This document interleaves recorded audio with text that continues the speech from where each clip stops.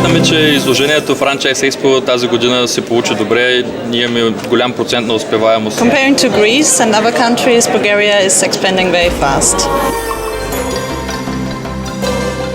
Дори малките неприятности, които имаше в началото, бяха своевременно, много бързо и адекватно разрешени. We're very happy with the results. We've had numerous people asking us several questions about the franchise, and the level of excitement has surpassed our expectations for the expo. So far, the show has gone wonderfully well.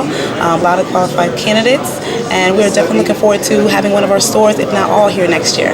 I think the organizers made a fantastic job, bearing in mind that this fair was taking place for the first time, and I think we found some nice contacts here. Изложението ни помогна изключително много и аз съм на мнение, че основният проблем към всички франчайзодатели е това, че българина не знае какво е франчайзинг. Експото ни хареса. Много ми хареса на мене, много хареса и на колегите. Тепърва ще покаже какъв успех ще имаме. Определено имаме запитвания и интерес. Установихме, че много хора с идеи обменят опит и намират решения и намират сфера на реализация. Ние сме изключително доволни от успеха, от интереса, който това първо франчайзи изложение предизвика.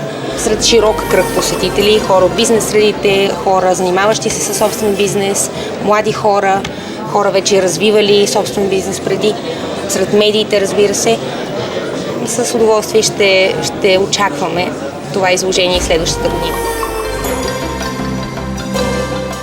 Изложението върви чудесно. Честно казано, се чувствам малко неподготвен за толкова голям интерес. Хареса ни изложението.